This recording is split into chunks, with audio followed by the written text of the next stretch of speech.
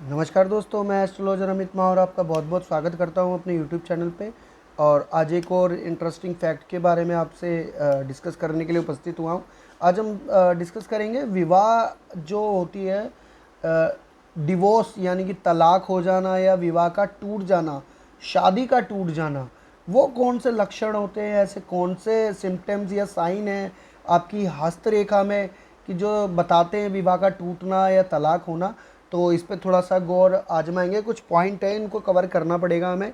सबसे पहले तर्जनी उंगली को, गुरु पर्वत को, तर्जनी उंगली, गुरु पर्वत, फिर उसके बाद शुक्र पर्वत की पोजीशन, विवाह रेखा, शुक्र का अंगूठा, अशुभ चिन्ह और मंगल पर्वत, ये सब हमें देखने पड़ेंगे स्टेप बाय स्टेप। तो सबसे पहले हम बात करेंगे तर्जनी उंगली के बारे में, जो कि ये होती है तर्जनी उंगली हमारी। इस तर्जनी उंगली पे अगर आड़ी रेखाएं हो, इस तरीके से रेखाएं बन रही हो, तो ये विवाह में अनकंफर्टेबल सिचुएशन जनरेट करते हैं। यानी कि कुछ ऐसी ऐसी अचानक से प्रॉब्लम खड़ी कर देना, जो छोटी छोटी बातों पे बड़े बड़े झगड़े क्रिएट हो जाए, पुरानी बातों को उखाड़ लेना। जिस भी व्यक्ति के हाथ में अगर इस तरीके की होगी, वो थोड़ा सा एरोगेंट होगा, बहस करने वाला होगा, और पुरानी बातों को खींच के उसे अब प्रेजेंट यानी कि पास्ट को प्रेजेंट में लाकर अपने पास यानी कि प्रेजेंट और फ्यूचर दोनों को ख़राब करने वाला ऐसे व्यक्ति होता है। तो कुछ चीज़ें ऐसी भी जनरेट हो जाती है खुद अपने आप ही नेचुरली। अगर ये निशान है तो वो सपोर्ट नहीं कर पाता है, इनके बिहेवियर आपस में नहीं मिल पाते, केमिस्ट्री लेवल बिल्कुल नहीं होता है इनमें, एक कॉन्फिडेंस लेवल भी अधिक नहीं होता है व्यक्ति में। घमंडी अपने आप को इतना सोचता है, समझदार सोचता है, लेकिन समझदार होता नहीं इतना। सबसे पहला तो सिम्टम ये है। और तर्जनी उंगली में एक और ये है कि तर्जनी उंगली, अगर ये तर्जनी उंगली अनामिका उंगली से अगर ऊपर चली जाए, यानी कि ये समझ लीजिए ये इतनी ऊपर आ जाए, अगर इसके बराबर आ जाए तो ज़्यादा दिक्कत नहीं है। लेकिन अगर ये तर्जनी उंगली अनामिका उंगली से ऊपर चली जाए हमारी, यानी कि ये वाली उंगली इस उंगली से ऊपर चली जाए, तब दिक्कत ज़्यादा है, क्योंकि ऐसा व्यक्ति घमंडी हो जाता है। घमंडी होने के साथ साथ तानाशाह हो जाता है, अपने फैसले दूसरों पे थोपने वाला, यानी कि अपनी मर्जी से चलाने वाला। अगर सामने वाला लाइफ पार्टनर, या वो मेल फीमेल कोई भी हो सकता है, वो चाहता है उसका पार्टनर जो है लाइफ पार्टनर उसके तरीके से चले, या वो तरीका चाहे वो सही हो या गलत हो, उससे उसे कोई फ़र्क नहीं पड़ता। उसके लिए वो हिंसक रूप भी अपनाता है, उस पर वायलेंस भी होता है, गाली गलौज तक बात पहुंचती है, मार पीट तक बात पहुंचती है। हो सकता है उसके व्यक्ति जिस व्यक्ति के हाथ में, वो व्यक्ति किसी न किसी तरीके से हिंसक होता हो अपने लाइफ पार्टनर के ऊपर। और ये घमंडी एक एटीट्यूड दिखाने वाली भी समस्या इनके अंदर होती है। अगर ये मारपीट नहीं भी करते तो अपने फैसले थोपते होंगे, फैसले नहीं थोपते तो एक और सिम्टम्स है कि घमंडी होंगे, एटीट्यूड, अपनी जो भावना है वो व्यक्त ना करना सामने वाले के, उनकी फीलिंग को ना समझना, उनको बिल्कुल ऐसे अनकंफर्टेबल फील कराना कि उनकी कोई वैल्यू उनकी लाइफ में है ही नहीं। तो वो अपने जो इनके लाइफ पार्टनर होते हैं, वो अपने मन में ही अनकंफर्टेबल रहते हैं कि शायद उनके अंदर ही कोई कमी होगी। एक्चुअल बात यह है कि ये लोग ही एक ऐसा रिलेशन जनरेट करते हैं, उन्हें परवाह नहीं होती शादी टूटे या आगे चलती रहे। अब इस पे बात करते हैं तर्जनी उंगली की, हमने बात करी, अब पर एक करते हैं गुरु पर्वत की। गुरु पर्वत पे बनने वाला अगर निशान जो होता है, अचानक चोट से कोई तिल सा निकल आए, या उस पर क्रॉस बन जाए, या उस पर किसी तरीके का द्वीप निकला हो, और इस पे जाली एक तरीके की जाली जाली बन जाए अगर गुरु पर्वत पर, तो समझ लीजिए ये भी बहुत नुकसानदेह है शादी के लिए। क्योंकि ये एक्चुअली अपने धर्म से भी विपरीत बनाता है, और अपने विचारधारा से भी बिल्कुल तोड़ता है। विचारधारा की वजह से ऐसा व्यक्ति बार बार कुछ ना कुछ अपने विचारों में लाकर शक करना अपने लाइफ पार्टनर पे, उसे खुद पर ही यकीन नहीं होता यानी कि अपना स्वभाव भी उसे शक्की लगता है। एक पल में वो शांत स्वभाव का हो जाएगा, अचानक से उग्र हो जाएगा, और एकदम से बिल्कुल प्यार से बात करने वाला, अचानक से ऐसा हो जाएगा कि वो हाथ तक उठा देगा। छोटी सी कोई कमी होगी, बड़ी गलतियों को नज़रअंदाज करने वाला, और छोटी गलतियों को पहाड़ बना देने वाला ऐसे व्यक्ति होता है, जिसकी वजह से जो रिलेशन होते हैं वो ब्रेक होते भी हैं।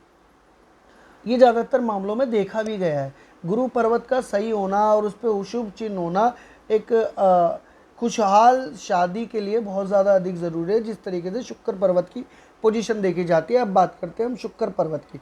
शुक्र पर्वत पे बनने वाली जो आड़ी रेखाएं हैं, मैंने पहले भी आपको बताया था, आड़ी रेखाएं वो बहुत ज़्यादा नुकसान देती हैं।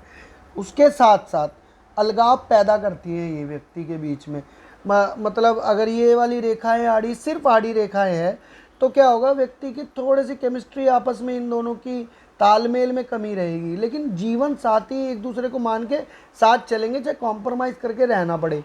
लेकिन अगर इस पे जाली बन रही है या क्रॉस बन रहा है, अचानक चोट से तिल उभर आया है, या किसी और तरीके का अशुभ निशान है, गोल निशान है, द्वीप है, या और बहुत सारे स्टार के निशान इस तरीके से हैं जो आपस में एक दूसरे को रेखाएं काट रही हों, तो ये ज़रूर है कि ऐसे व्यक्ति का तलाक होना बहुत चांसेस बढ़ जाते हैं उसकी लाइफ में।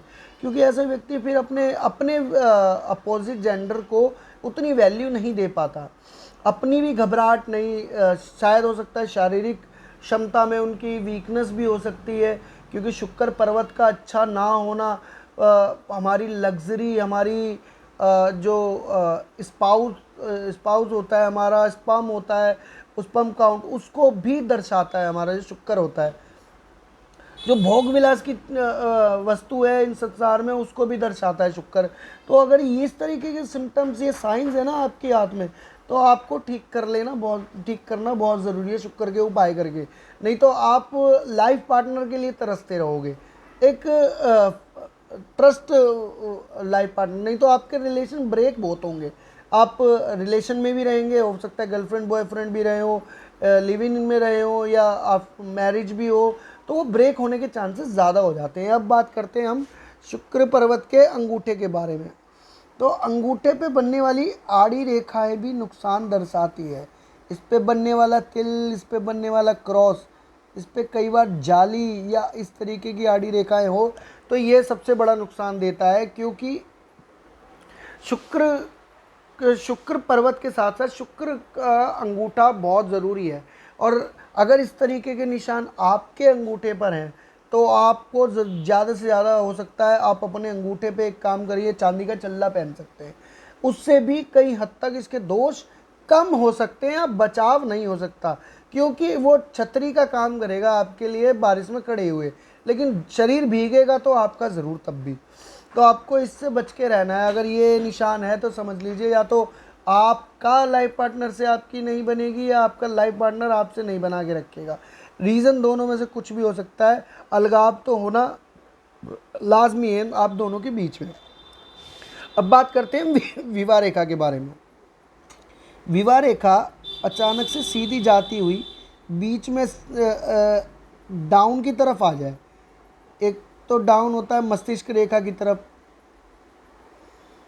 एक होता है हृदय रेखा की तरफ।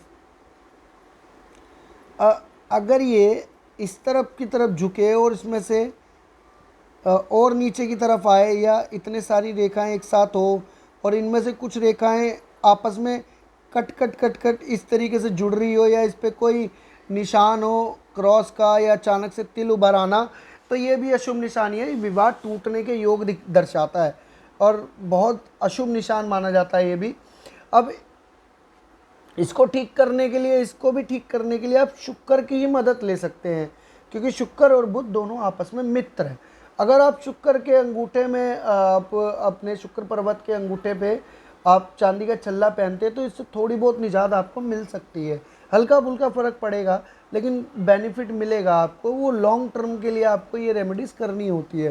लेकिन इससे बचाव करने के लिए सबसे बढ़िया है कि अभ्यास अपनी आदतों को बदल लेना। दूसरा एक पॉइंट और मैं लिखना भूल गया इसमें, हृदय रेखा के बारे में। अगर हृदय रेखा, ये हृदय रेखा शनि पर्वत की तरफ चली जाए तो ऐसे हृदय रेखा के बारे में, ऐसा व्यक्ति एक प्रैक्टिकल पर्सन होता है। प्रैक्टिकल पर्सन का मतलब क्या होता है? सिर्फ लाभ, प्रॉफिट, बेनिफिट, सिर्फ ये देखने वाला। उसे फर्क नहीं पड़ता सामने कौन है, उसकी वाइफ हो या उसकी गर्लफ्रेंड हो या जिसके साथ कई सालों से वो रिलेशन में किसी भी रूप में, वो व्यक्ति सिर्फ उससे फ़ायदा उठाने की सोचता है, जिस वजह से आगे आने वाले समय में जो उसके अपोजिट जेंडर है उसे पता चलता है इस बात का, तो रिलेशन ब्रेक होते हैं।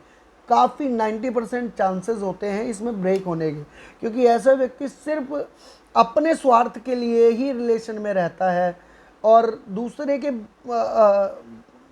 की फीलिंग को बिल्कुल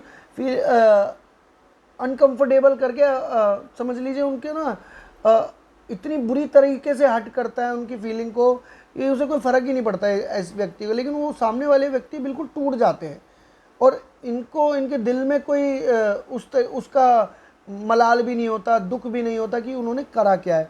तो अगर ऐसी रेखा किसी के व्यक्ति के उसमें है हृदय रेखा, तो आप अपने पार्टनर के देखें और ज़रूर देखें कि ऐसे व्यक्ति ज़रूर, ऐसे ज़्यादातर देखे गए चांसेस होते हैं जो बिल्कुल फीलिंग लेस होते हैं, सामने वाले की परवाह ना करने वाले, बस दिखावा करने वाले।